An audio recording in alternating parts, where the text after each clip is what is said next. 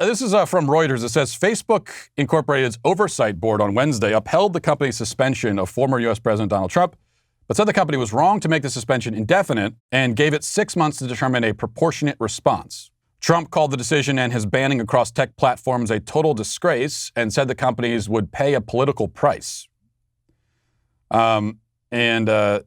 So he's still banned, at least for 6 months. And Trump is upset about that and says they're going to pay a price. Right. Well, first of all, two things here. It obviously is absurd to ban the former president from any social media platform, especially all of them as he currently is. It's absurd. It's dangerous. It's pretty terrifying, the kind of power these platforms have. To have effectively erased a former president. He leaves office and he's gone. And that's why they're doing it. And I think everyone knows that. Even if they won't admit it, this is obviously politically motivated.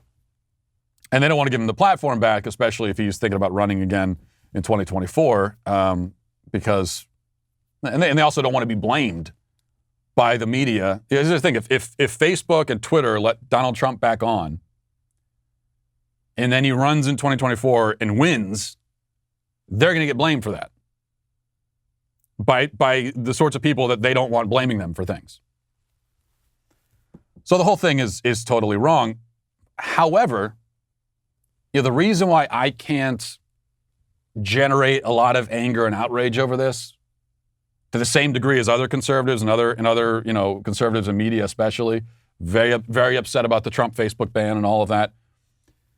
I can't get myself to feel all that upset about it because, as I have argued many times, Trump had the chance to do something to rein in big tech, and he didn't do anything or even try. And so now here he is impotent and powerless, hanging out at Mar-a-Lago, promising that they're going to pay a price. No, they're not going to pay a price, actually. You have no power right now. None. Doesn't matter what you say. You could have made them pay a price when you were the president of the United States. Republicans could have done something when they controlled the entire government with Trump at the top of it for 2 years. They didn't do anything. Nothing. What did they do? During those 2 years when they controlled the whole government, what did they do about big tech? Did they do anything? Nothing. No. Not just about big tech. They didn't do anything about anything. They just didn't do it. They passed a tax cut. That's what they did. Well done, fellas. Great job. Gave us a tax cut. And that was it.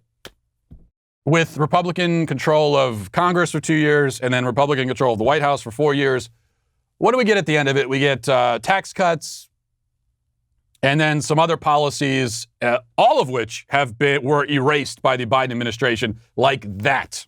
Gone. As far as making a lasting impact, doing something big and important and difficult, like reining in big tech, for example, didn't even try. They talked about it.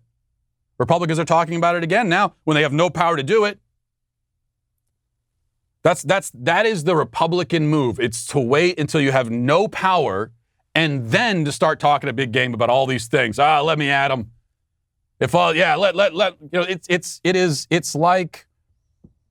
like the kid in high school or middle school, who starts talking a big game in class, acting like he wants to fight another kid when the teacher is right there and he knows the teacher is going to stop him. And then you find that kid outside of the classroom, like at the bus stop, and he's running for the hills. That's what the Republican Party is. That's what they are. They talk a big game. They become big, tough fighters and warriors when they know they can't do a damn thing anyway. Because they got the teacher in the class that's going to stop them. Put them in charge of the class. They actually have some authority now.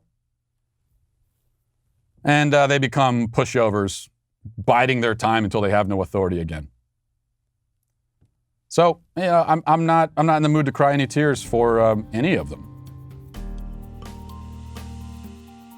This is what happens. You fed the alligator and then it ate you. Like, that's how that goes. Listen, hit that subscribe button right now. Do it right now. I thank you for your compliance. It is somewhat appreciated.